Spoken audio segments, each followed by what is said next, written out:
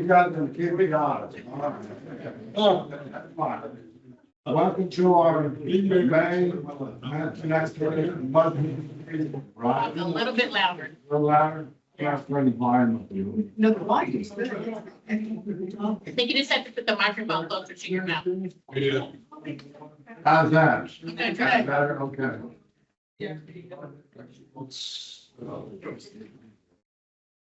People in the There back. we go. Can y'all hear me back there in the food section? Okay. Do we have any visitors? Yes. Okay, stand up and introduce yourself to your visitors. Where'd Drib go? Oh, there she is. I'd like to introduce Steve Griffith and Debbie Griffith from Rockport.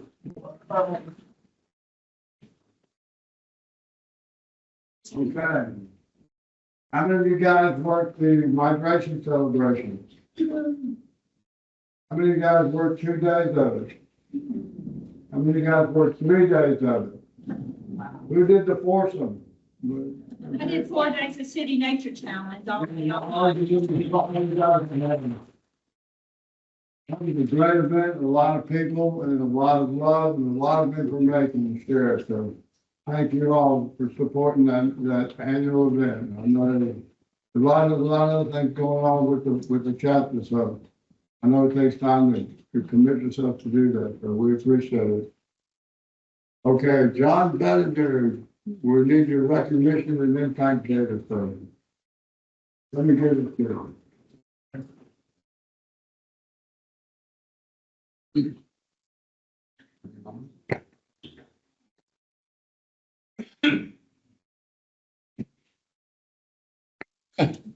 I can't get it.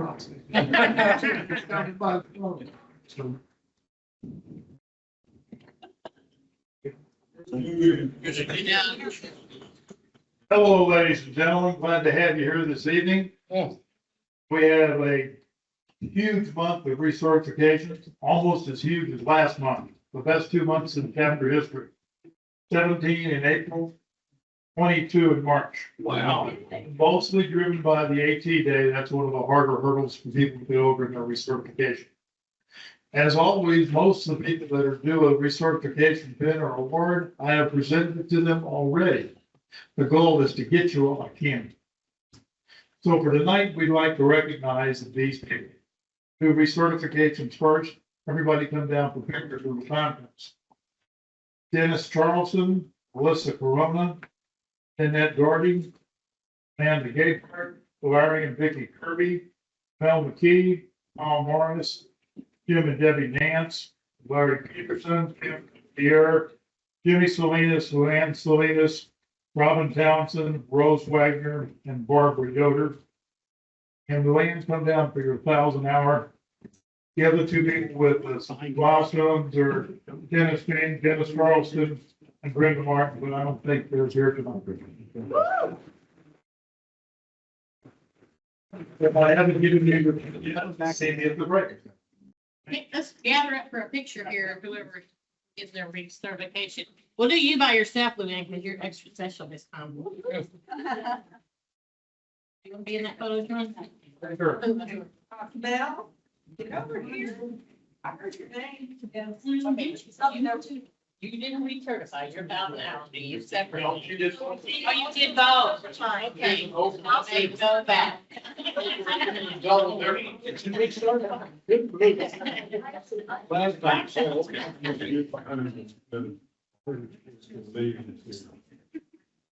Smile, everyone. One, two, and one, two. Hang on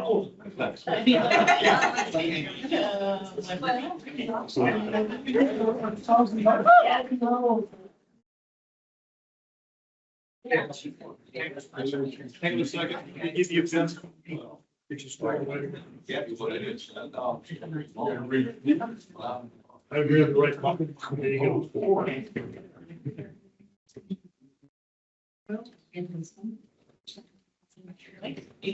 The 1,000 hour. Maybe closer, maybe people buy people. You can't go back. Yeah, I've got a lot of.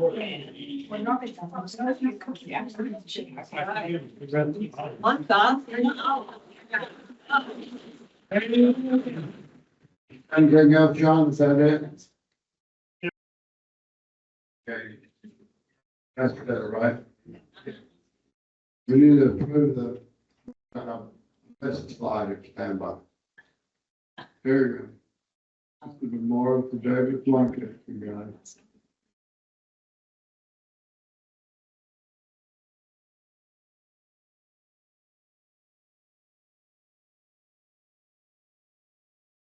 Approval of the 2026 general meeting minutes for April. The minutes were emailed for review will be approved this meeting. Any corrections, additions? Meeting minutes? I hear a motion to approve. Okay, Rose makes a motion. Second. Melanie makes a second. All in favor, say aye. Aye. All opposed, say nay. The ayes have it.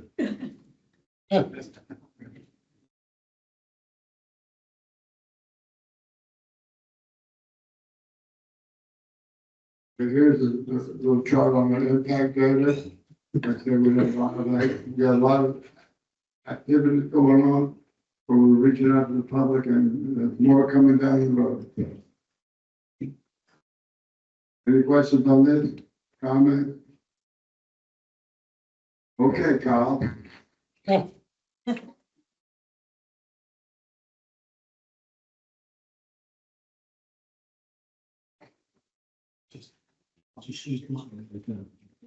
There you go. Yeah, for buds. Well, it's my pleasure to introduce our speaker this evening.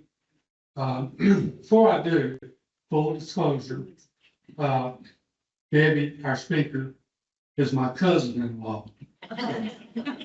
It's married with my cousin Steve, and they have a gorgeous house down in Rockport, right on Coconut Bay. We all retired about the same time, and just in time for Hurricane Harvey to remodel their house for them. They rebuilt and got a beautiful place down there. When we retired and moved down here, and Keck and I joined the Cradle of Texas Chapter and went through the certification program. One day we were planning a trip down to South Texas, and we were going to stop off in Rockport and visit with Steve and Debbie, and I was all excited. I was telling Debbie about this fantastic group of people I had met and this program I was involved in. I was becoming a Master Naturalist, and boy, I was all pumped up, and she says, I know, I've been one. So she was very involved in the Mid-Coast chapter. Yes. Down in the Rockport area. And so I asked Debbie, I said, well, you know, what do you enjoy the most about being a Master Naturalist? And she said, playing in the dirt. She said, I am involved in an archaeological dig at near Victoria. And she was just thrilled and just went on and on and on. And I'm thinking, you know, down here, we pick up trash and look at birds. So we haven't done much on the archaeological side, so really looking forward to Debbie's presentation this evening. Her formal introduction, she's originally from San Antonio, spent her career in Houston, managing employee benefits and environmental health and safety programs for major corporations. In 2018, she and Steve moved to Rockport, drawn by a deep connection in the area and a love for the outdoors and a more nature-connected life. Since becoming the Master Naturalist, Debbie has been an active volunteer in Aransas County, dedicating her time and energy to conservation and education. Her training led her to join Cobalt, Coastal Bend Archaeological Logistics Team, where she spent 5 years participating in a Paleo-Indian artifact excavation near Victoria. Deeply committed to preserving both natural and historical resources, Debbie also serves on the board of the History Center for Aransas County and leads the Aransas County Tree Committee. Known for her enthusiasm and willingness to connect with people and nature, she frequently volunteers and supports the community initiatives throughout the Rockport Fulton area. Her presentation title this evening is called Shell Middens, an open time capsule into the lives of the archaic Native Americans along the coastal bend. So without further ado, Debbie Griffith.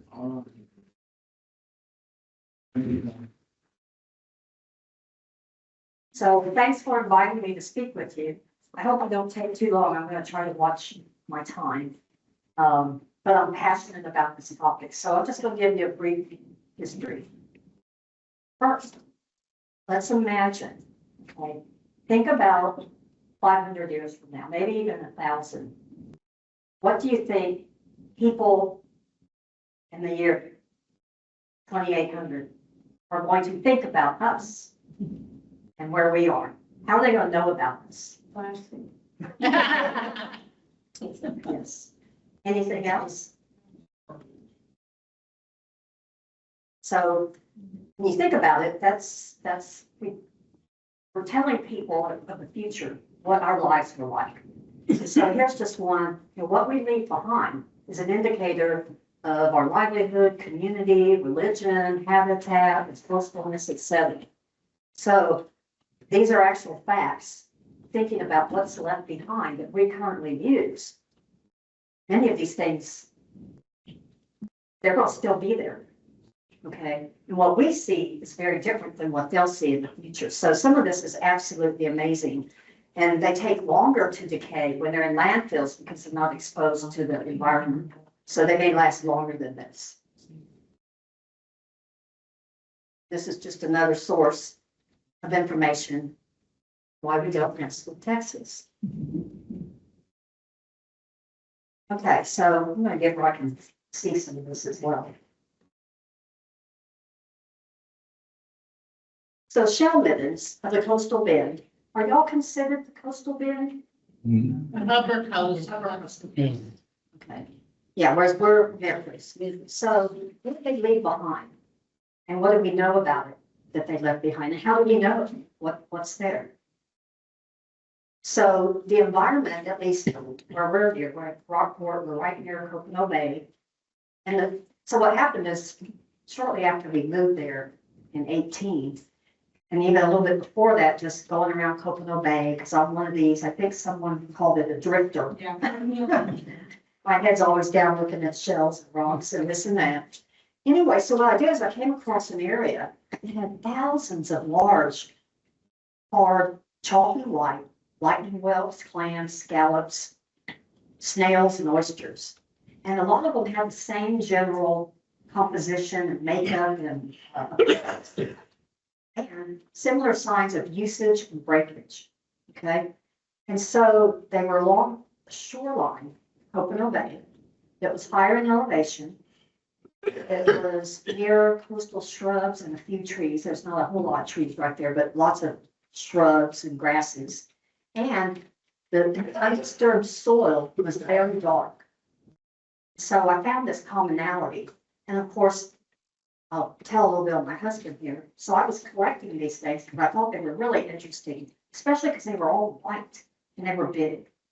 And so I told him when I had a few whelks, I said, there's something with this. I know it means something. They're too common and they're white and they're big. And he was like, nah. So about that time, I had also started going through the Master Naturalist training. And when we were doing the archaeological piece in Victoria, the Museum of the Coastal Bend, we have a great archaeologist, several of them there. And I told her about some of my findings. And she said, well, you may, yeah, that sounds good. I didn't bring anything, I didn't show it to her. So anyway, I started doing a lot of research. And what I found, I started out by looking up paleo, large white shells. And one thing led me to another, and I hadn't joined cobalt yet, so I really wasn't clear on the archaeology side of it.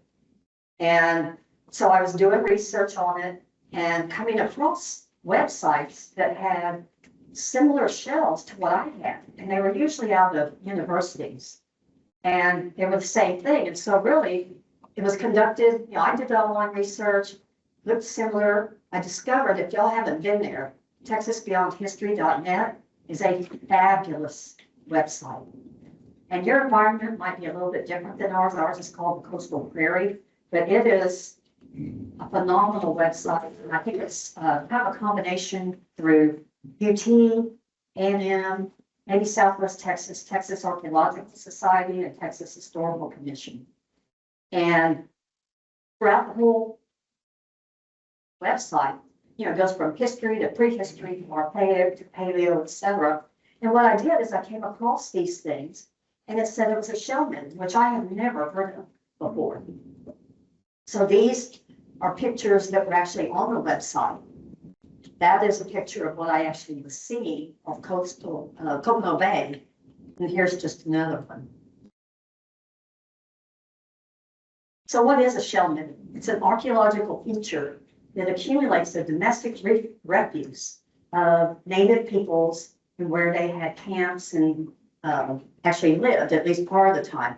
And it consists mostly of densely packed clams, whelks, oysters, scallops, things of that nature. And they're very, very condensed. I mean, you could probably have millions of shells. And I conjure up the idea of like this one place along Coconut Bay, that they had a camp over in this one area, and then it was somebody's job or several people's jobs after they ate to go dump everything over in this little refuse area. And as you can see, they're very, very densely packed. And what I found is they're typically along bays, marshlands, estuarial areas that are elevated above the shoreline, which is consistent where a lot of the camps are because they want to be in a little bit higher elevation. So why are they significant?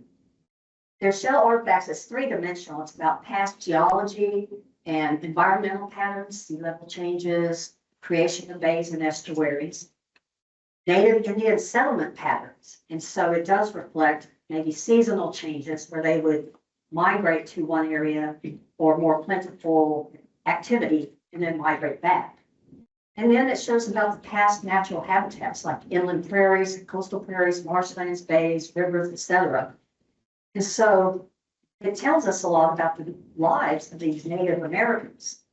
Native Indians, I kind of go back and forth. I'm not sure which is politically correct. But the natives, their daily lives, what they ate, how they spent their time, what was valuable to them, what resources they used, migration patterns, and communities.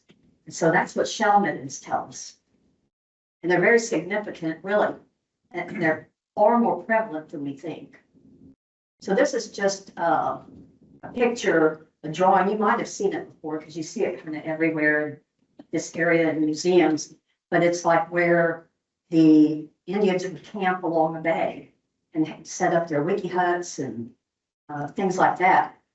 But what's really cool that I found out during my research is that there's a direct correlation between the Texas coast geography and movement of the Native Indians up and down the coast or inland to the coastal area and back. And what's sad is shell middens are disappearing because of bay margin erosion, especially in Coconut Bay. I mean, it's very evident when you see it.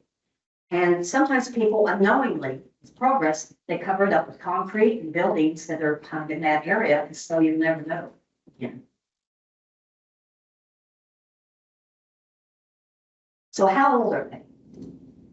They can probably be back about 2,000 years old, but I've got some evidence that shows dating back more than 8,800 years ago, and it's supported by the geographic, environmental, and geologic changes. And that's based on carbon dating of certain materials, organic material that hasn't decayed so far, observation, the condition, form, structure, and chemical makeup of various mollusks. And then studies of ancient climates. I don't know if that's climatology or what it is, to do ancient climates. It has correlation, a strong correlation to geographic changes in sea level. And what I found too is that that may kind of be out here as well, but it's definitely like off of Galveston Bay, where there's a or the island, like what barrier island, a barrier island. So what else supports their age? Barrier islands started developing 4,000 to 6,000 years ago. And what they did is they helped calm the wave action from the open ocean. And that then created shallow bays, where it created a great environment for mollusks and estuaries and things of that nature that are shallower and more conducive to sustaining life. And the rivers and valleys near that area carried down rich nutrients that settled there, which then helped the development of bivalves, gastropods, mollusks, etc. So this is kind of heavy, but I took this from texasbeyondhistory.net, and it was really cool because it shows right there. So there were small paleo camps, and those are like 11,000 years old or more. Camps that were along the river valleys. And at this point, the shoreline was 50 to 100 miles out further. Okay. And then about 65 BC, 6500 BC, the peoples started coming down because there were short-term camps, and they would come down, and this was not necessarily open ocean. You know, it was more conducive to camping. And so they moved further close to the bay or the ocean. And then more recently, 6,000 to 4,000 years ago, there was more occupation by the Middle Archaic peoples and set up more camps actually along the shorelines, especially during fall and winter when better fishing was done. And so as you can see here, this was when the barrier islands started developing, and that kind of cut this off and made it much more conducive to fishing and camping and having plenty for their sustenance. And then about 2,000 to 1,000 years ago, it's kind of hard to talk about that backwards. There was a rapid rise in the sea level. And so really it destroyed the existing shallow bays, and it overtook the barrier island. And so now they moved back inland because it wasn't conducive. Sea levels were high, there's lots of wave action and such, barrier islands underwater. But then going back about 3,000 years ago, we have a fully developed barrier island, which is, for us, it's San Jose or St. Joe's Island. And the sea level's calmed because now it's got a barrier and it's reached its current level. So the late Archaic peoples, which is earlier in time, closer to us, they started really occupying more of the bays and estuaries and coming down from upriver, like the Aransas River, San Antonio River, some of the other rivers that are up further north. So I found that really interesting. I know I'm kind of geeky, but I like to think about what brought them here, why were they here, and how do we know how old they are? Because a lot of it doesn't have a lot of organic materials. So how are the shells used? The primary source was food, okay? Because upriver, there was more probably deer and bison and pigs maybe and things like that. But down on the shore, they changed to eating mollusks and things that they got from fish and such. And so they didn't have to worry, the food was plentiful there. But then they also used them, that's a shell midden, whoops. That's a shell midden right there. That's a deep one, very deep one. Where is that one located? I don't know. I don't know where that one is. It's probably, it's not Copenhagen, but it's, St. Charles? maybe not out that far. Guadalupe, maybe. I'm trying to think. I don't think that one's in Nueces County. But anyway, there's so many of them, there really are, and a lot of times people just don't know about it. So I happened to come across it by collecting these shells that I thought were so interesting, and I had no idea what I had. And so finally, after I started joining Cobalt, the archaeological team, and they were telling me, yeah, we see stuff like this in some of the digs. They suggested I call the Texas Archaeological Research Lab in Austin, UT. And I talked to a gentleman, I said, you know, I don't know what's out here, but I found all these shells and they look like such and such and such and such. And he was like the director of archaeology group. And I said, well, I found these shells. I've been collecting them because I think they're so interesting. And he said, well, you found a archaeological natural treasure site. I'm like, and I said, gosh, why didn't y'all post it? Because, you know, I've been poaching stuff. I'm a drifter. I collect rocks and shells and all sorts of things. And he said, well, you must have found that because back, I think they'd done an archaeological dig over there in the 70s, perhaps. And they found some burial sites there. And so this one's called the Kent Crane. And all of them have a name and some numbers associated with them. And I told him, I said, well, you know, I'm not going to collect anymore. I still do every once in a while. But I don't go out there like I used to. There's a part in my life. So anyway, they made hammers, weights for fishing nets, dippers, spoons, scrapers, drills, things for processing hides and things of that nature. And so I thought that's just very resourceful of them. And then there's also jewelry. I don't have any examples of real jewelry, but they were like for adornment, ceremonial, leadership, and burial. I have a couple of things that I think might be, but nowhere near as nice as that. These here, whoops, wrong one. I have some examples up here, but you can see this is a lightning well that they've carved up. Same here. And what they did, especially in our area, okay, I think over this area, there's a lot of rangia clams. And that's what talks about in the Texas Beyond History. But what I have found is they substantially used lightning wells. And they could carve those things into spoons and scrapers and bowls and all sorts of things. So they were extremely resourceful. Yeah. So how shells are used. So it's kind of a challenge. When I was connected, I'm not part of the archaeological dig now, just because I don't have time for it. But the curator at the museum in Victoria, I said, well, I've got some of these things. And, you know, she said, oh, well, that's how they look from wave action. I'm like, no, there's definite patterns of being cut. And, you know, the bays don't have tremendous wave action either. So I don't think a lot of smoothing came from that. And then later she changed her mind and said it. But so the thing is, how do you know if something's been worked or it's just natural breakage and tumbling and sitting in the soil for years, you know, decades and decades? So how do you know? Is it found in context to a known occupation in the area? And in this case, the answer is yes. And there's a lot of history, even dating back to the 1600s in Spain and people were coming into Copano Bay. But by then, the Indians already had bow and arrows and atlatls and spear points and such. Okay, they got much more refined than using shells.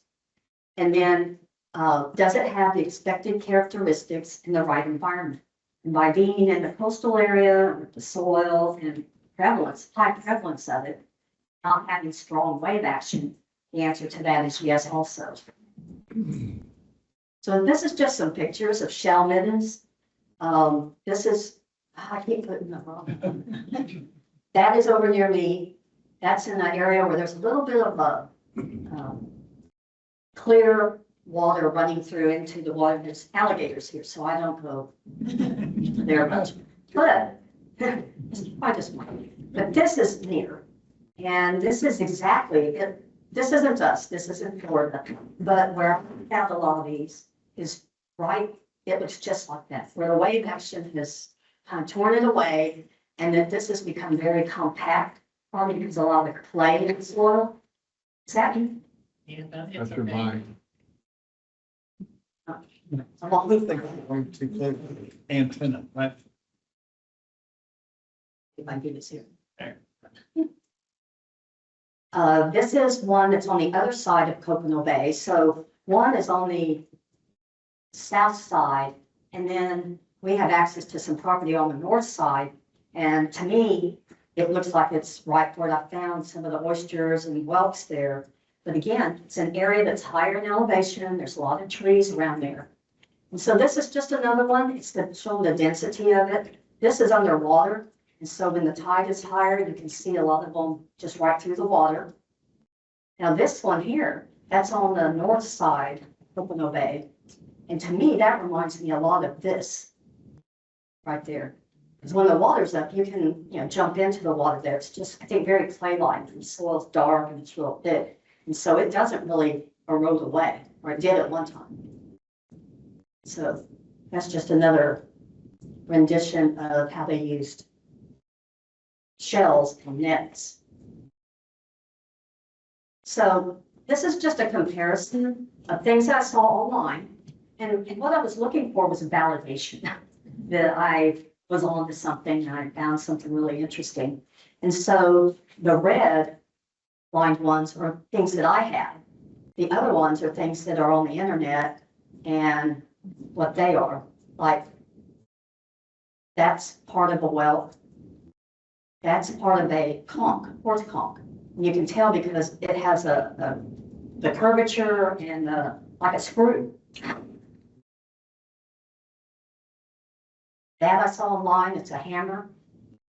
That, how you know that that has been worked by man? It's beveled edge. You don't find that. So it comes from putting it up against a grinding stone and it gets a beveled edge. Same thing with this one. And then I have a couple of examples of how this is like the inner part of a lightning well.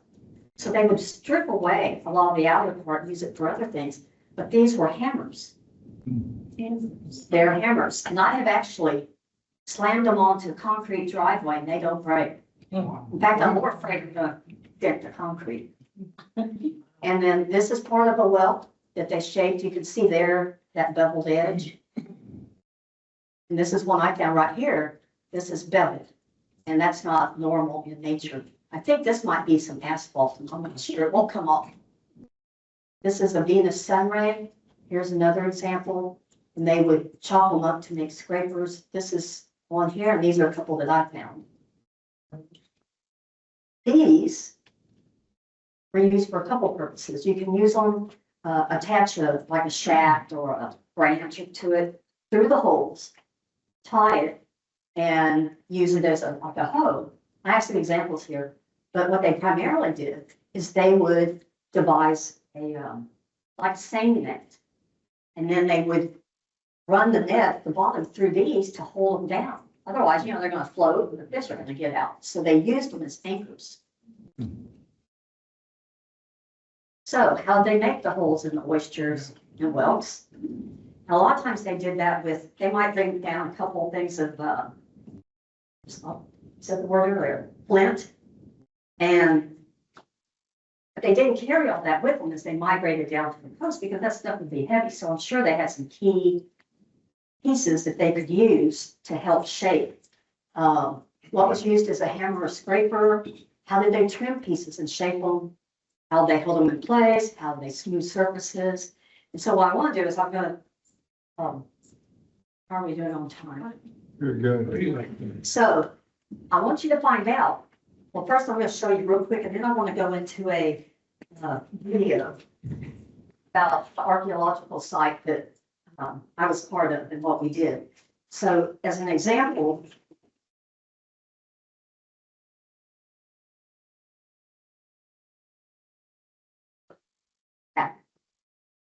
so this might be like an example.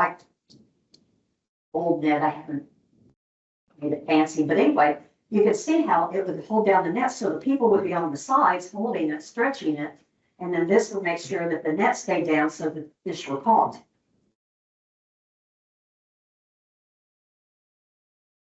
Here's an example of one of the oysters with a hole in it. So they put, in this case, it's some bamboo, put it through there, tie it around with either, maybe they made some stuff from the deer body or the, cut the skin, what do you call it? Yes. the hide. And wrap it around and tie it so it can be used as a hoe. Maybe a hammer. Here's one of the lightning well.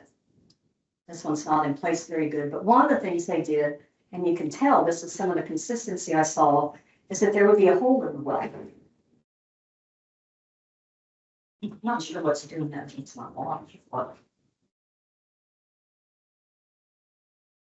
So just like in that one diagram on that other slide, they could put it in there and use it for multi-purposes. Here's another one of that. So see, these kind of holes are not made by certain mollusks that have this little thing, they shoot enzymes into what they're going to eat, and it kind of melts their insides. This is man-made. So I have something here. Here's that one that I showed earlier. And again, it's part of the lightning well. This is part of the upper whorl that's on the outside of it. Right? Think about that. I've gotten pieces that are huge that they've cut, and you can see how they have cut them into shapes. And this is one of the things I love about it. I ponder it. It's because I think about them designing this, and they used what's called a groove and snap. So maybe they had a piece of flint or chert, and they had a sharp, like, it cut this, but you can sit there and go over and over and over and over and over and over, and then snap it. And so many of them have this pattern tool and everything. And then the guys at the archaeological thing, when I was part of it, they had like a spindle, it's maybe you have a sharp flint at the bottom and a spindle, and you just, and I spent a while, but I went through that. It took a while, but they were just ingenious, I think. So anyway, these are hammers. Again, this was a much larger lightning well that has been worked and peeled, and that it's a hammer because of the warm edge here. And then, they could have used it as a scoop. Here's just another one real quick. I even have some examples of knives where they took the lightning well and they trimmed it. They used the normal outer edge and then grooved and snapped one side, and they even serrated this. So it's this consistent use of shapes, and they're using the lightning well and the scrapers and all sorts of things. Here's one big pattern. But just imagine, they had a lot more of these, I think, in the bays than we see now, for sure.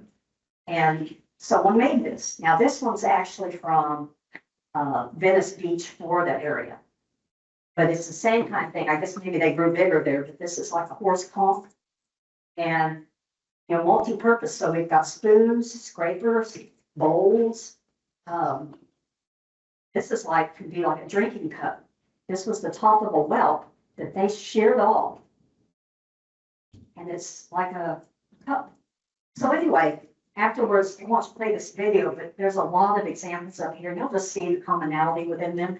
But it's really interesting to think about how they use them.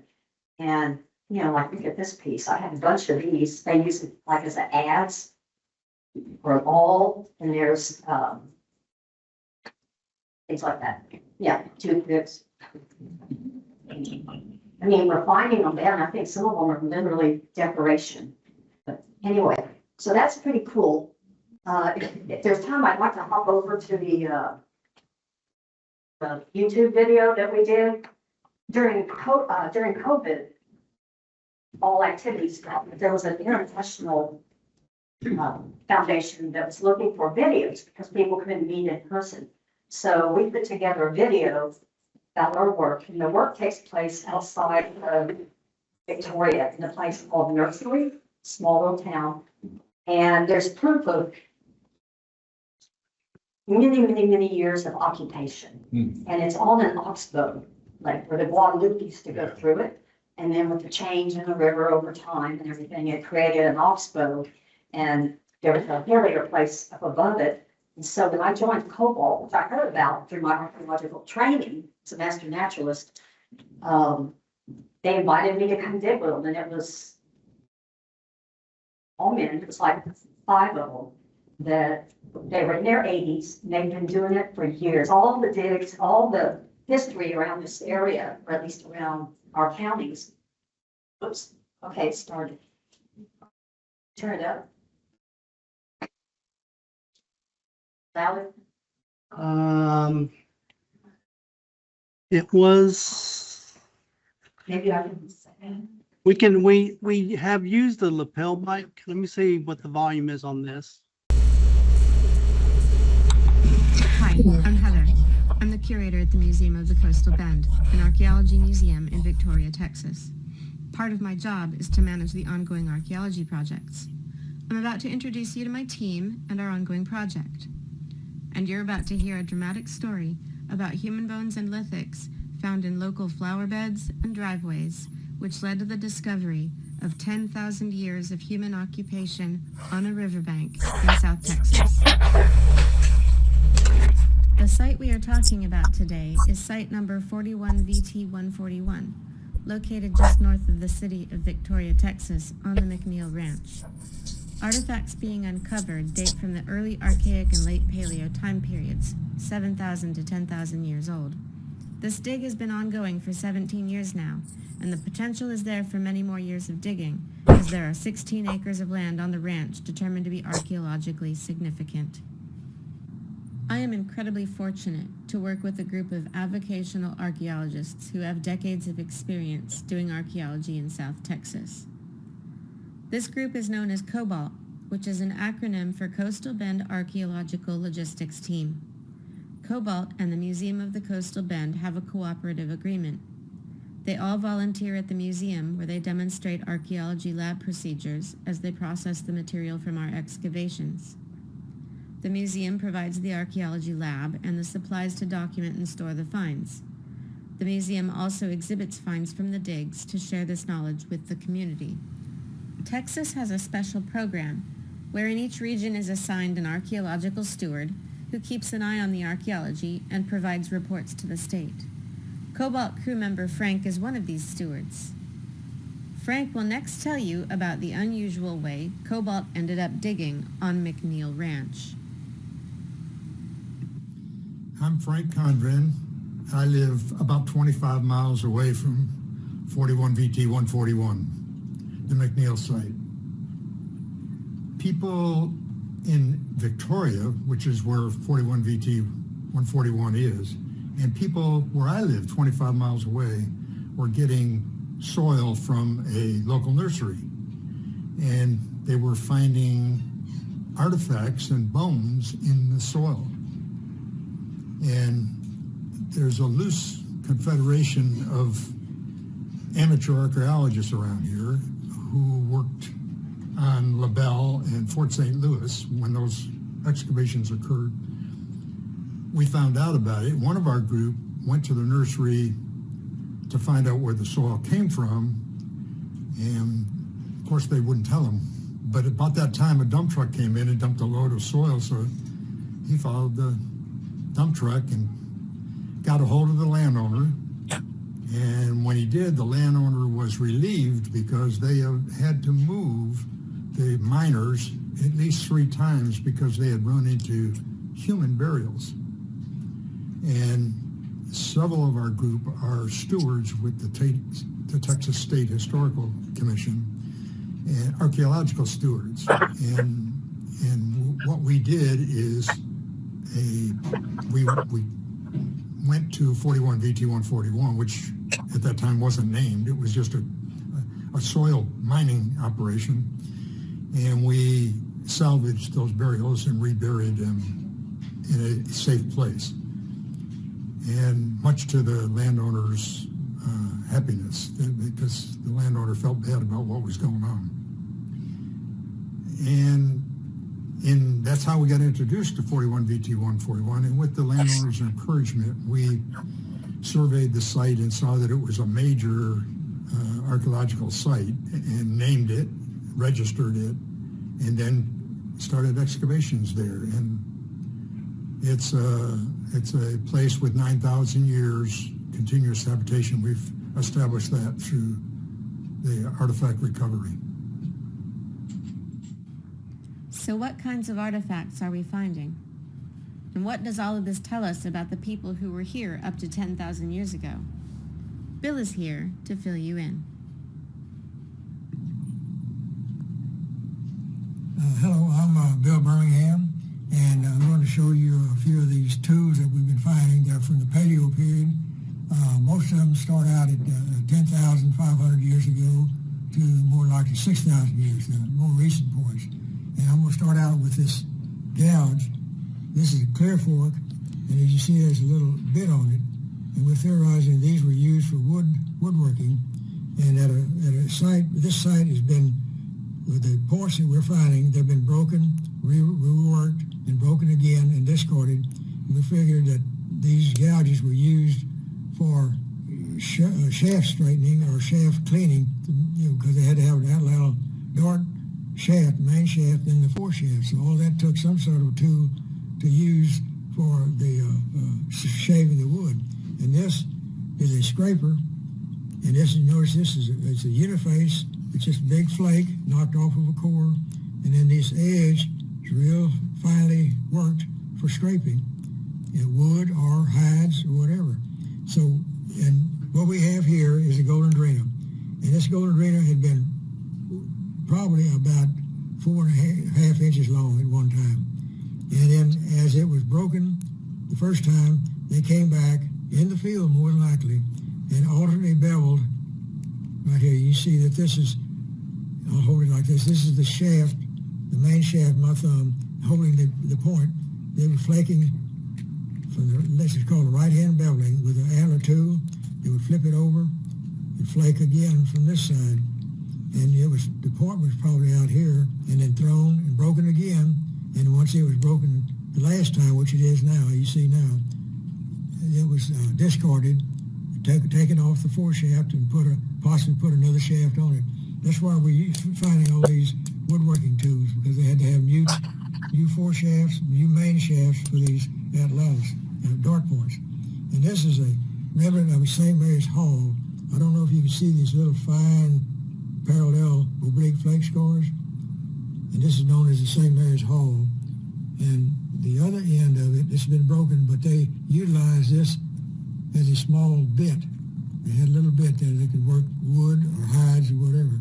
But you see that the little bitty fine flake, oblique flaky scars on them.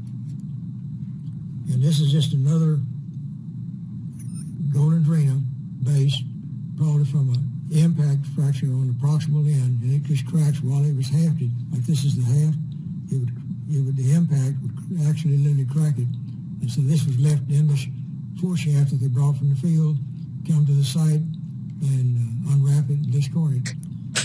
And this is a angostura, and it was probably another 4 inches long, and then broken, reworked to, again, the alternate beveling.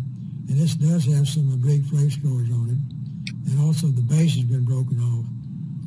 But this is more recent. These are right around 10,000 years old with the golden drena and the St. Mary's Hall. But the angostura were probably right around 6,000 years ago. Okay, I'm Bill Birmingham again. And the site 41 VT 141 in Victoria County, Texas, has been a multi-component site. But right now we're concerned with the paleo area of the site, which dates back from roughly 10,000 years ago to about 6,000 years. And the reason these Native Americans kept coming back to the same site, because they had a good source of water. The river 10,000 years ago ran right next to the site. And now the river is about a mile or so away from the current site where we're excavating now. And there were multiple game. There was a nice prairie and all the river bottoms with various type of games, animals, wood supply for their fires, for their weapons, for their shelters. And since they were camped here, as they would hunt, they would come back with broken dart points, four shafts, and they had to refurnish those. They would make new points, take them off. That's what we're finding right now. We're finding remnants of the broken tools. We're very seldom we'll find a real complete tool. If we do find one that's not relatively complete, it would, because it has been reworked from alternately beveled, and then they wouldn't have to take it off the shaft. But after they got to a certain length, they would probably, if it's broken, they would just take it off the main shaft, fore shaft, and put a new one on. And that's what we're finding. We're finding broken dart points that have been utilized to the fullest extent. And a lot of the material we're finding is also they've been fired. In other words, they've been in a fire pit, a fire hearth accidentally, or while they were cooking the meat, whatever, but they have been burned. In other words, when chert gets hot, it will pop out. And then we found a lot of that there's little pock marks all over these points. And they'll turn kind of a dull red. The materials they were making their stone tools and points out of, the dart points, were from the Guadalupe River. The Edwards Plateau, probably about 100 miles from here, is limestone outcroppings, and they had this chert, nodules were in that, and as the millennia passed, these rocks would tumble down to Guadalupe and deposit big gravel bars, and so they could go down to the river and pick out the best material that they could find. Next stop is the archaeology lab, where Ricky will show you what happens to the artifacts after they leave the site.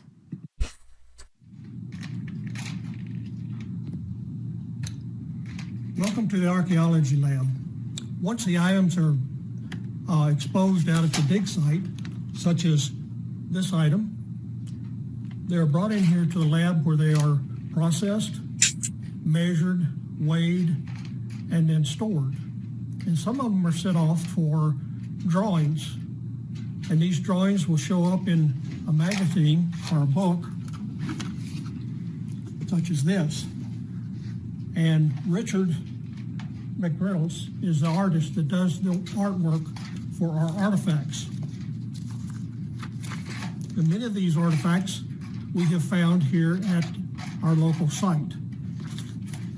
Once we get these artifacts in the lab, we bring them over and we have people who will sort through them, divide out firecrack and devitage and pebbles, and in doing so, they also find other artifacts. Some are small. We have found teeth. We have found jawbones of little tiny vertebrates with teeth in them. And as we move on around, you'll see that we also have documentation that we keep on all the artifacts that are found. The artifacts from the dig site are documented in these books, and we use these books as references to verify when we put them into the archaeological books here in the museum. We also take photos of these, and the photos go into our computer, and they are stored for future reference, also for study.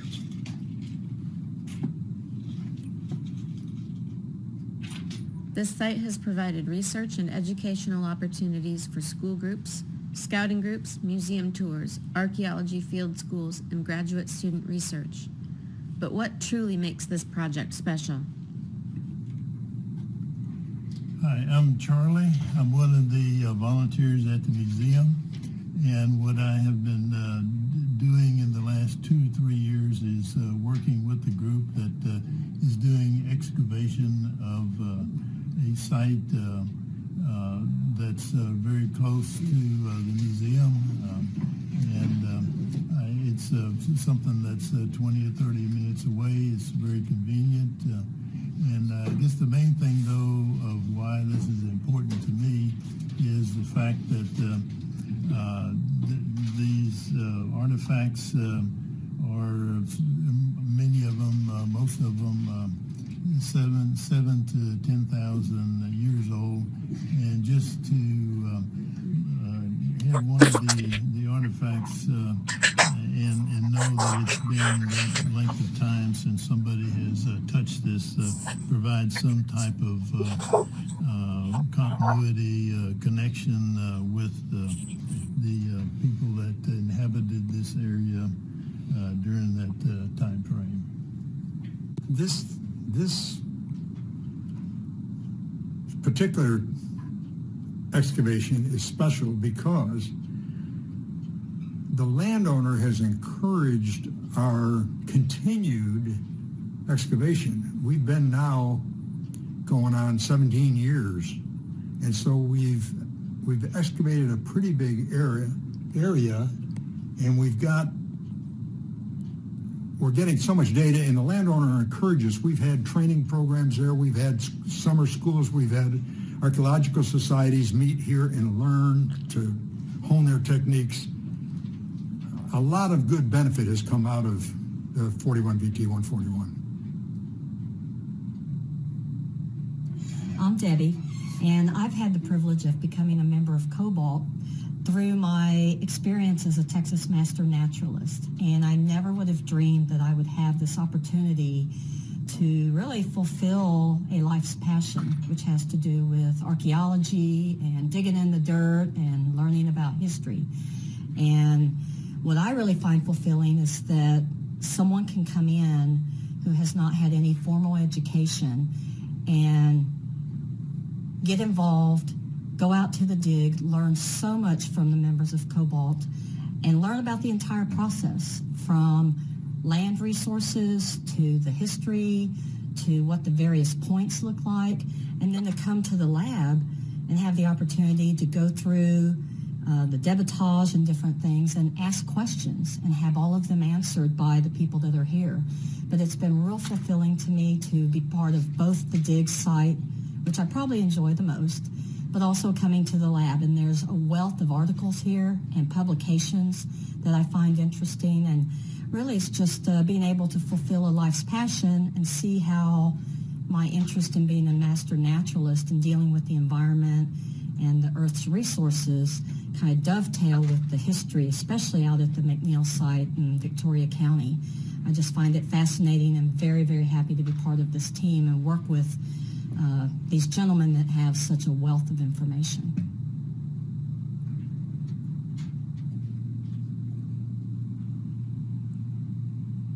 Hi, I'm Ricky. What makes this unique and special in this lab is the patience that I've had to learn to work with these artifacts. You just can't go out and put a spade in the ground and dig up all kinds of artifacts. They're very hard to find, and you have to hunt for them in certain places. The other unique thing is the workmanship, the paleo workmanship. Like this thistle, this is the tip end of a point that was broken. And the workmanship on this is just unbelievable. 6,000 years old and it's still sharp, razor sharp.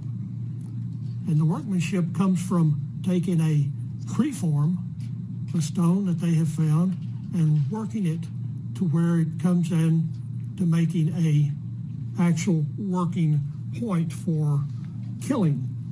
The other thing I have with this is what kind of paleo curse word is used when one of these points is broken in the process of manufacturing. That's the uniqueness about this lab. And the reason this site is so important is because we have assemblage of scrapers, tools, and actual points. And these points are of a golden drina and St. Mary's Hall types and Angosaurus later on. But these points the sites that these points are found in are very rare, and especially with the golden drina and St. Mary's Halls. So what we're finding is the scrapers and broken points that have been reworked and finally discarded. So the tools that are left behind, and also clear fork tools, which were used in woodworking. And they had to make shafts once they broke them, main shafts and in the fore shafts. And all this material that we're finding, the scrapers, the cores, the tools, those have been used to refurbish their lateral dart points. Hi, name is Bruce Schulter, originally from Texas, yet here in Texas. Mid-70s, I've been doing archaeology now for a little over 10 years, and to me, the exciting thing is to come up with items that have not been touched for thousands of years, and to understand the cleverness of those folks back then who could take a simple rock and turn it into a usable tool. They didn't have the technology we in the modern world do, but by no means were they dumb. The dumb caveman concept is refuted. These people lived and lived well within the means they had. Here's what I think makes us special. Cobalt is made up of avocational archaeologists, which means they've all got skills they developed in their professional careers. They bring those skills to our team, which makes us that much more skilled, more versatile, and more innovative. For example, Richard is an artist, and he does scale drawings of all of the artifacts that come out of our site. And Bill is our secret weapon. He makes all of our tools, which are better designed than the commercial ones, and certainly more beautiful. Okay, I'm going to show you some of the tools that I've altered over the years, about 20 years or 30 years so, alter all these tools to meet the needs. And this is one of them. This is, I call it a drag trail. It's a margin trail bent 90 degrees, and it's a left-handed deer antler to fit the right-handed person. And it fits your hand extremely well, and it's ergonomic when you don't have to go sideways and put all the stress on your shoulders or your elbow or your wrist. They just pull straight back. And this, I call this my ET drag trail.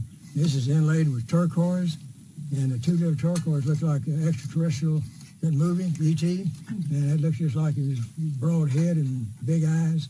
And I'll show you, demonstrate how I use this. Come on down, and it's just, you can drag it straight back. This is on caliche, but if it's in regular soil, you can take light cuts or deep cuts if you want to. And if you hit something, you just let go and use a brush or something to clean it up. And then the next tool is the pointing trowel. I alter these, the blade itself, I'll make this straight. So if you're on your level of your unit, you can scrape and it'll be level rather than curved. You never get a real good level. But this way, if it's straight, you get a good level.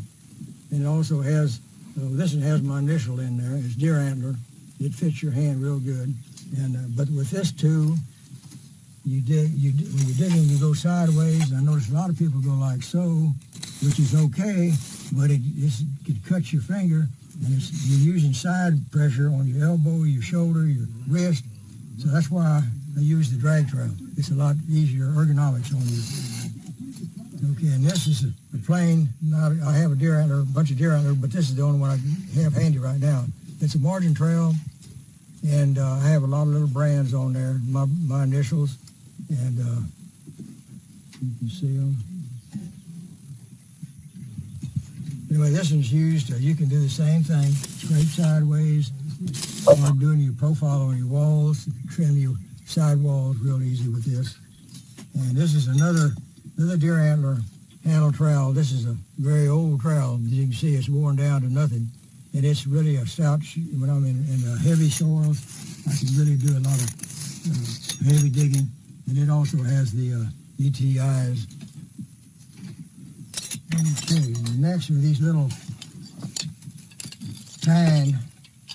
deer tine antlers, and there are various configurations for removing, say, like you have an object, a unique, or even in burials it works, but you don't touch the burials with these. You just get up to the barrels. These are various sizes, shapes to remove the dirt. Yeah, these tools here are spatulas from labs. You can order lab tools. One end is cupped like a spoon, and the other end is square, I have jigs and tools that bend these to the configuration you see there. And you can order these through any lab company and bend them yourself.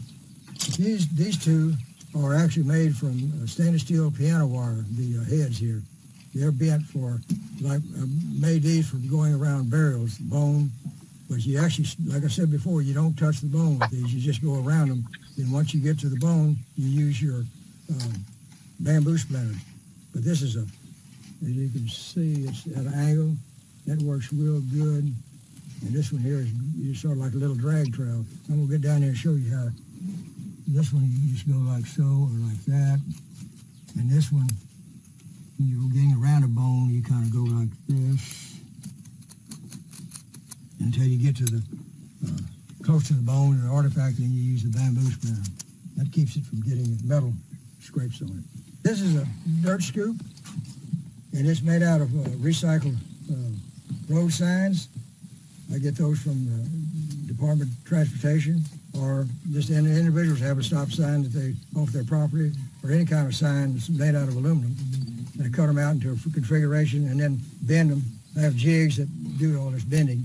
And you notice the handle, it's real short. If you have a handle out here, it takes up too much room. This, you can get right in where you're excavating.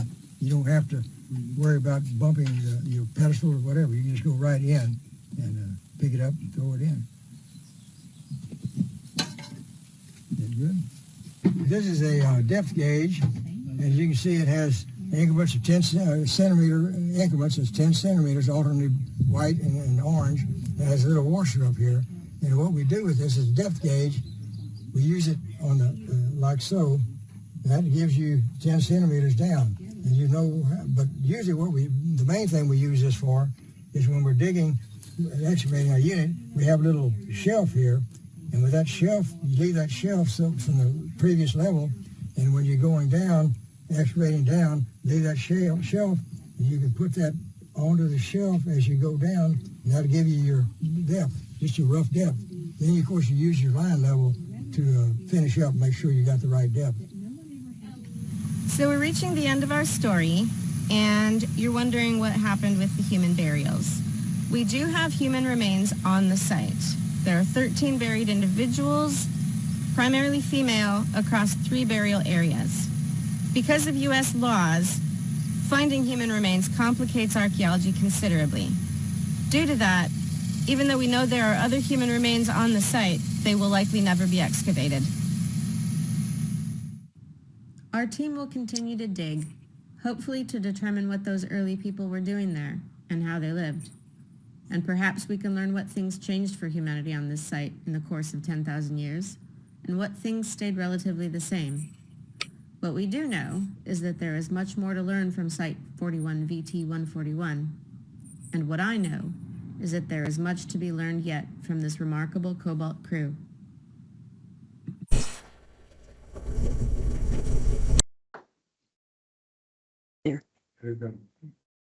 I was very fortunate to work with these guys for about Debbie. 5 years. Oh, that's okay, I'll holler. Well, they can't hear you on virtual. The virtual people Oh, can. sorry. Okay. when you have a chance. Okay. I was fortunate to work with them, and it was my happy place. And a couple of these people passed, but Bill Birmingham, Frank, and others are still there. And now the site, it's been, I guess, about 22 years. And there's more. They just go from place to place. And when he was talking about the various tools and the line levels, that was one of the things that was neat to learn about. You know, they go, it's 3 by 3 foot, 10 centimeters deep every time, and that's considered a unit. And so Bill made most of those tools. And actually about 2 years ago, when I stopped going there, I spent several different days working in his backyard to make tools. And they actually now sell them online to help create some extra funds for research and things. But I'm a very proud owner of some of those tools with my initials in them and everything. But it's a phenomenal group. And I would suggest if you ever have time, go to the Museum of the Coastal Bend in Victoria. It's an excellent museum. And a lot of the artifacts they have are from the McNeil Dig. Anyway, I just love that place. So what I'd like to do, if there's time, you can come and take a look at these and maybe imagine, like I think it was Ricky said, it's like knowing when I dug these up out of the water or out of the shelf in it, no one else had touched it for perhaps thousands of years. And I just love looking at them and seeing how they went from, this to this, like a spoon and maybe like a drill, and maybe they want to poke holes in the deer hide or something. And anyway, so you're welcome. Yes. We have questions possibly. Oh, okay.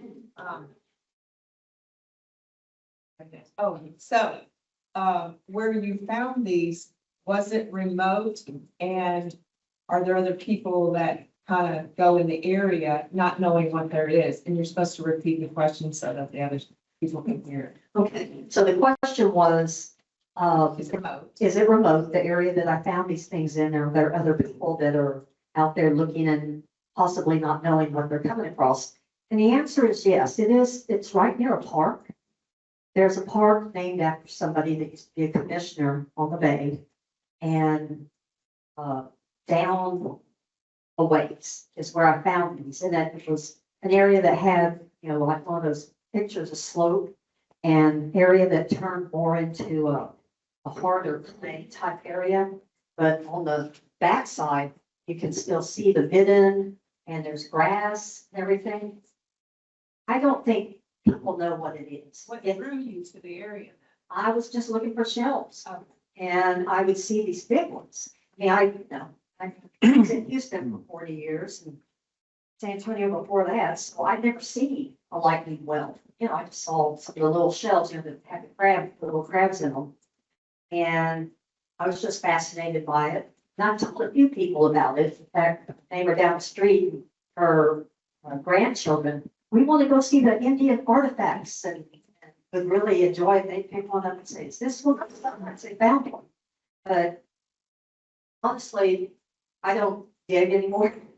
I collected a lot of what I have prior to really knowing what I had. And what's sad is that it's disappearing. It's going into the bay. But the other thing is why I don't feel so guilty about finding these is that it's educating people about it. And many may not know, but that's what I enjoy about it. And I tell you, I can look at these forever and I imagine what they did and why they discarded it. There's a show that I saw, I think it's called Paleo. It was on like a PBS station, and you can find it. I found it online, and it's back in the paleo times. And really it's about this camp that's set up, and a father and a son got lost. And then there was this big saber-toothed tiger that was this brand or something. But they showed them sitting around a campfire.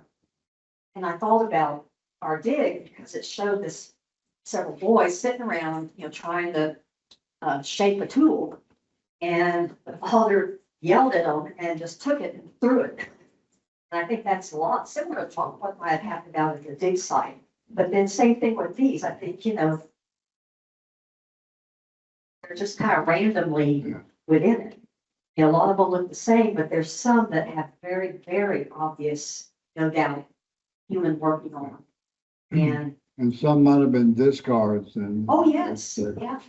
They might have been discards and they didn't want to carry it back upriver. That's Yes. what you do.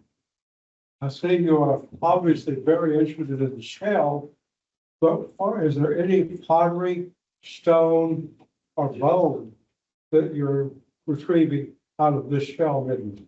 I haven't found much bone. Now, I find pottery, and I have a couple pieces that make me think it might be the quote Rockport pottery, which was during a specific time and when they had the asphaltum used. It's hard to tell because after hurricanes and construction and stuff, you'll see pieces of pottery and you don't know if it was from someone's house, across the bay and it made its way over, or if it really is an artifact. I do see some bone and some burnt wood. Did you But I ever, haven't found much bone. did you ever find, not much. Apparently though, there are spear points and things that have been found there, but they've been found. They weren't in the shell middens, but they've been found because there's people in Rockport that have. That's the question I was gonna ask, is where the shell middens are, did you ever find any stone tools or weapons or? No. Like that you found in the Victoria dig?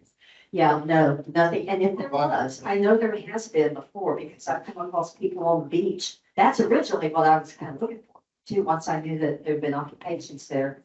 And I think they've all been found, dug, because I know several people that talk about it, even showed me his collection. And that's kind of I would love to find something, the artifacts I have. I don't have any from the dig, obviously, because they can go to the museum, but I have plates and some stuff like that. But it's elusive for me to ever find a spear, an arrowhead, or something that's been worked like what we have. There's thousands of pieces in the lab, and some of them have gone out into the museum, and I don't know what's going to happen with the rest of them. But I hope to give some of these items. Rockport, we have a history center, and I'm on the board there. We have a static exhibit that starts with like the Caracolas. Now, a lot of this is pre-Caracola, and they probably didn't have a name, but they're predecessors of like the Caracolas, which were heavy around there. And Debbie, I'm gonna open it up. Anybody else have any questions or information wise? John? one online? Yeah, anyone online? Questions online? Yes. Are they still actively digging in that same spot? Yes, they just moved. Like sometimes when I was there, we might have gone down about 16 feet or so, and then they'll move to another side. And what would happen is we hit Caliche. And that would be kind of like the bottom of that unit.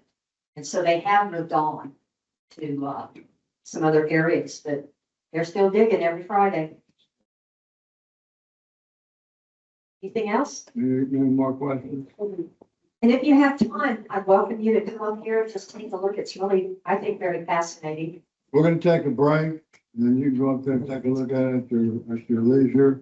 For Debbie, we want to thank you for a great presentation. And John said he's gonna put that YouTube video on the link so everybody can access it again. Those who aren't able to hear it and see it out in virtual lab. So.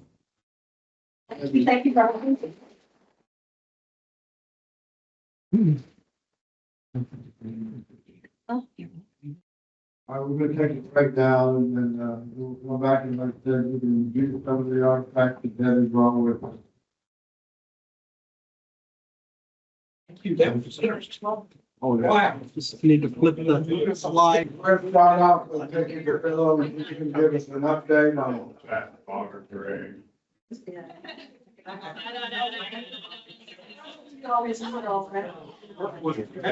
Are you all out of control? If they're out of control. We're out of control. The whole group is terrible. I love it. I love to be out of control.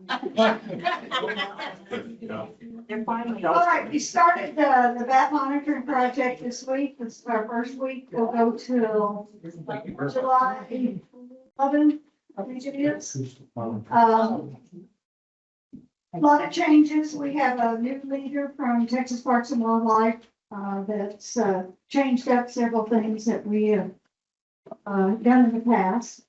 So we've had I did 3 trainings. My team came in and we trained and they were trained. And I have to say, I'm just so proud of my team. They're just so willing to learn new things and go out on a limb and do all kinds of things. So I think we're going to have a good session this time. I met with Texas Parks and Wildlife and the Suggestion for Wildlife Management area. And we are going to put a monitor out there that will help meet with some of the new criteria because it's in same cell as your monitor, and it's greater than 5 kilometers, which is some new criteria. So the other group that we're working with this year is U.S. Fish and Wildlife, We're going to put, several monitors out. I can't remember, Lauren went Dance, with me. We're gonna have Dance Bayou, auto, Pause Bayou, or we're gonna do auto. no, we're gonna do Alligator Alligator Slough. 2 at Eagle Nest. And, one at the, Hanson Fields unit, the Hanson Riverside Park, but it's on the U.S. Fish and Wildlife side of that.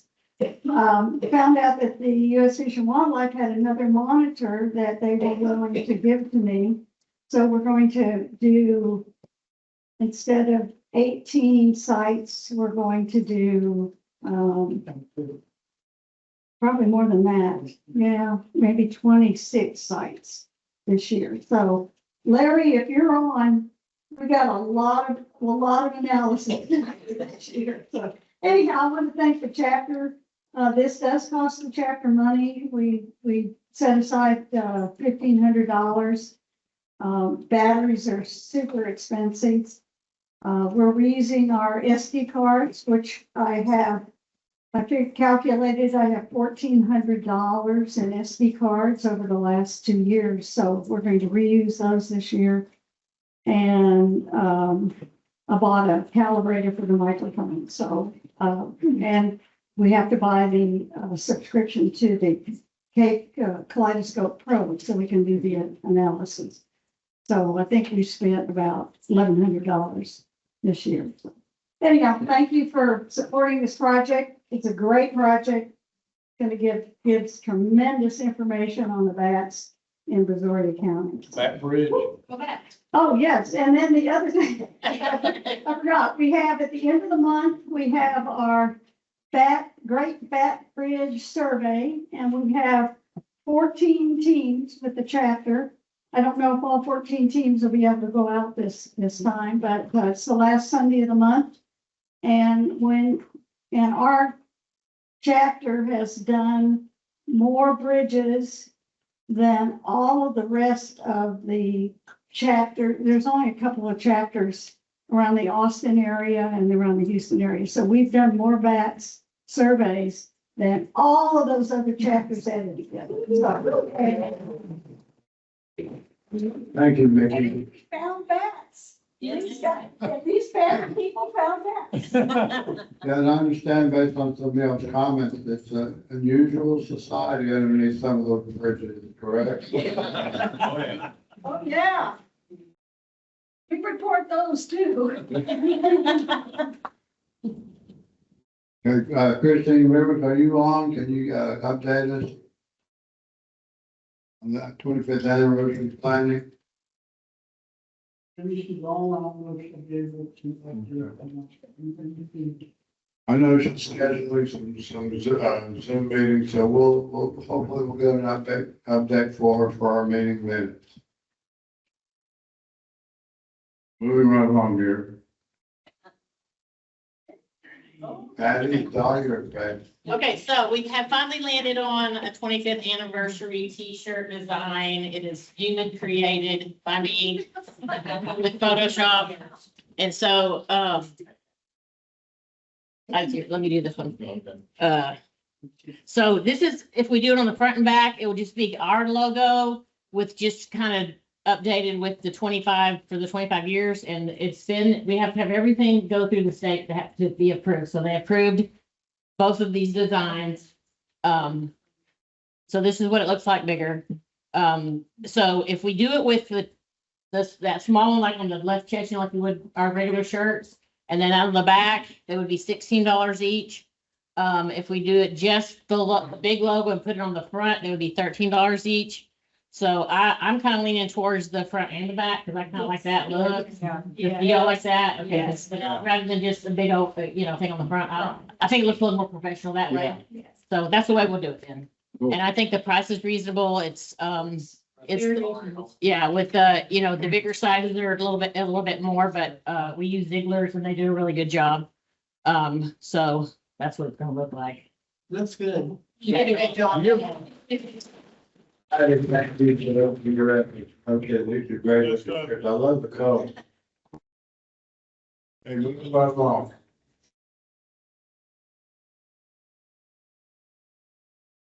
Talking about the pollinator academy.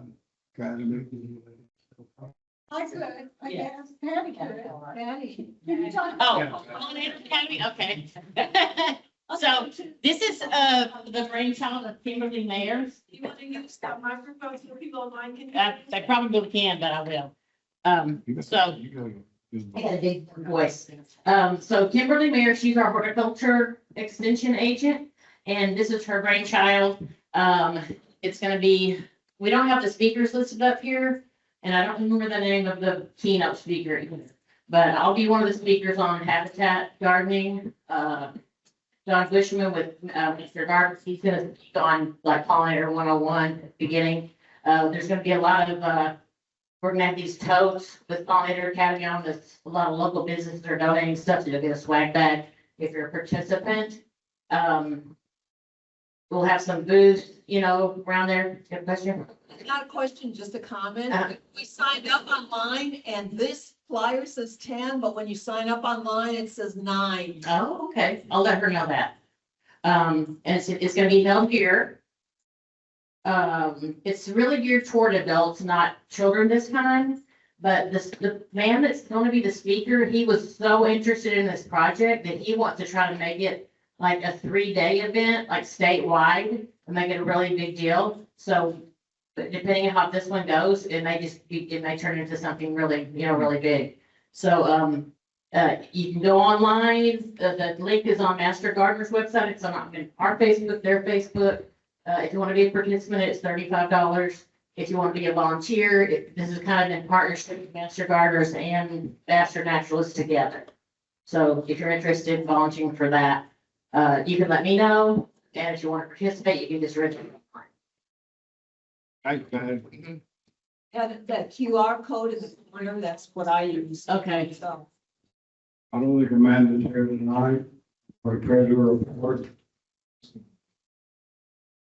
Fine, Amanda, would you like to speak to the treasurer's report here? they can't, just what John said. Can't communicate. Jimmy. They weren't made a presenter, they can't unmute their mic. Okay. We're okay with Moving right along. it. Yeah.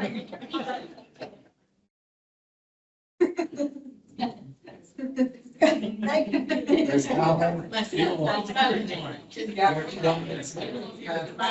Ruben. Now, Ruben's got a few words, okay?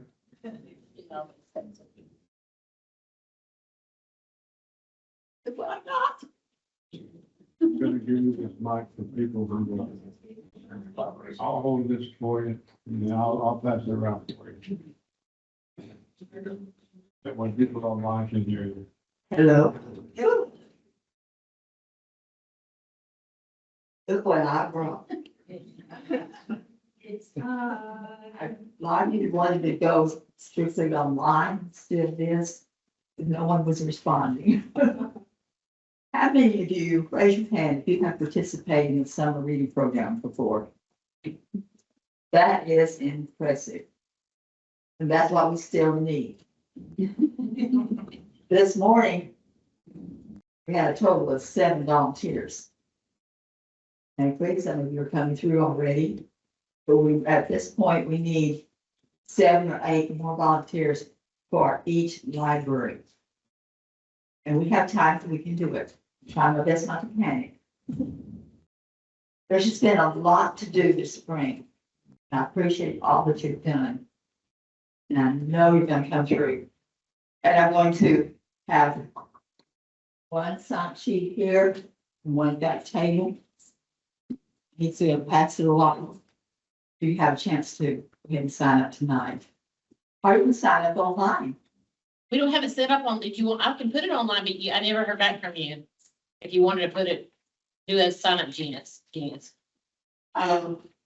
What I did was send the information out and tell them how to reply. Oh, you mean just reply back to you? Reply back to me. Oh, okay. Got it. Yeah, Yeah, I send got an the email. email, but there was no way to sign up online. You just would reply to you, right? Just reply to Yeah. me. Because I'm gonna have to keep up with it. And tell who you are. Yeah, until, for example, full name, I want that last name. We have a lot of Johns, a lot of people say first name. And it's confusing. But be sure to first and last name, and then you don't have to give all the details of every time for each of the programs to start. If you put which library you want to be at. And there's, yeah, but I'll figure it out. What is the program this year? Still reptiles? Yes, it's always reptiles. Okay. Ruby reptile. You know, I tried for years to get them to stop saying Ruby. Still put it on there. It's not my reptiles, it's your reptiles. You do the work. And I thought, I guess we've done it so many years, and I think that it occurred to me that some people are new. Some people have been here for a while, and just haven't participated in the past. Within the last week, I had 4 different people ask me, what do you do at the library? Well, I'll tell you what we do. We start the day with units. Speakers at the front spends about 20 minutes talking about, mostly about safety. It was, one of my goals is to keep people from cutting every snake you see, just go to the snake. So if they talk about, how do you have an idea if it's a venomous snake or not? What do you do when you see a snake? What do you not do when you see a snake? And then with the alligators, it's don't feed the alligators. Especially that one, the lady that was feeding them Cheetos, never figured that out.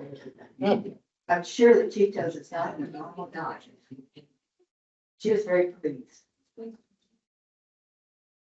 And then we have centers set up. Really, 4 or 5 centers. Which we put the critters out. And if you work with us on other things, you know that we let the people come to us.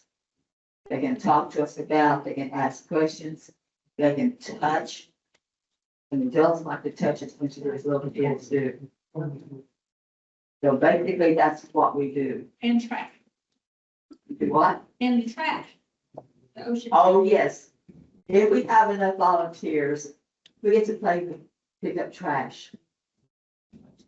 We dump the trash on the ground and we have the little grabbers on the car, and we talk about sea turtles and also keeping the beach clean, keeping all trash to the trash, not the one ground.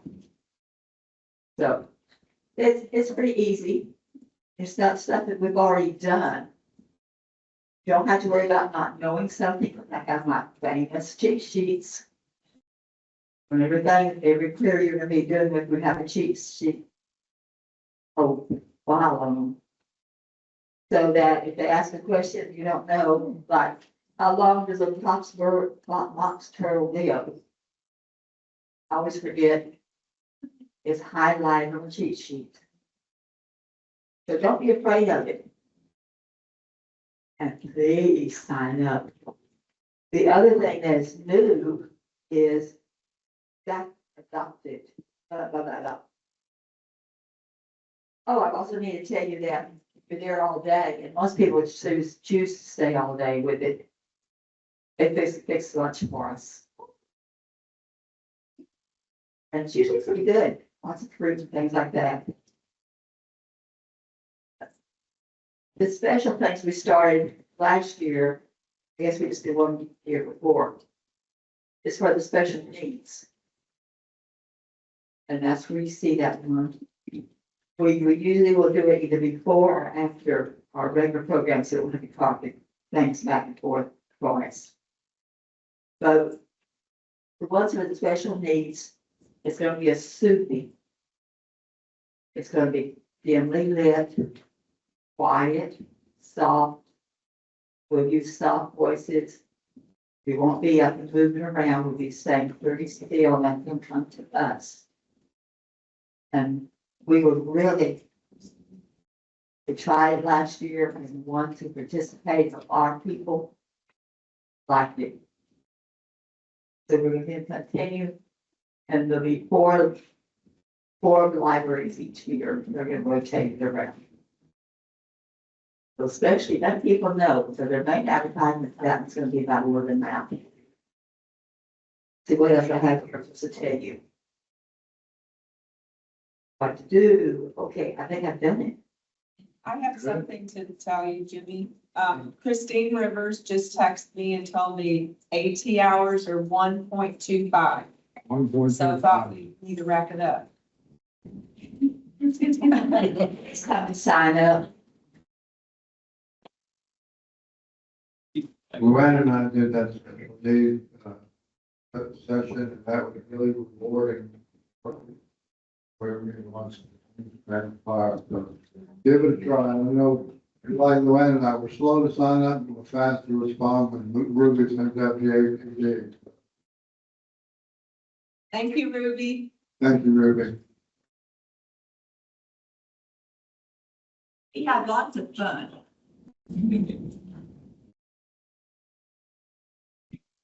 I guess I should have shown you this slide while you were talking. Oh, I'm terrible. Okay, Orlin, you're next.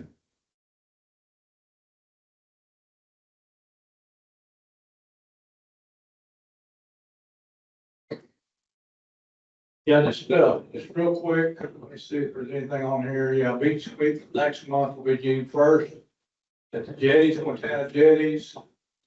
Is a little bit of a change on the Dolores Fenwick. Work days, there's actually 2 Thursdays this month. Of course, one of them's already gone on the 14th, and the next one on the 21st. Last is March 21st. Oh, May 21st. It's just a typo. I didn't catch, well, I didn't do it, but I didn't catch it either. Yeah, I didn't catch it when I looked at it. What is Saturday? That's the, I guess, 16th. 23rd. 23rd. I think that's what it's supposed to be. It's right on our volunteer calendar, but not up here. Let's see. Dick, do you have anything you want to mention about the Camp Mohawk pocket program? You got that or anything? Everybody that said you wanted to volunteer, I sent emails, so it should be good. Okay. Yeah, it said work days to be announced, so I didn't know if you had anything, any update to that. If you want to work, you gotta tell me. Okay. And on the resalt pollinator gardens, I guess Kathy had put this on, Kate's not in here, right? There she is. Gardens, 3 gardens out there that we try to keep populated, one's pollinated, one's come for oil garden. We have 3 gardens out there. There's pollinator garden, the memorial garden, and we have some gardens outside the restrooms. And they're always in need of a little tending and a lot of weeding. So anybody who wants to help is welcome. I have a lady from actually one of the other chapters comes out there with me, usually on Mondays, but just email me if you're interested.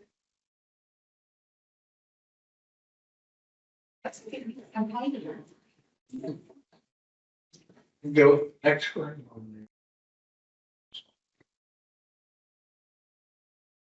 Okay, on construction projects, we did finish what we were working on out at Zoria at the Discovery Center on that boardwalk and the steps going up to the pavilion.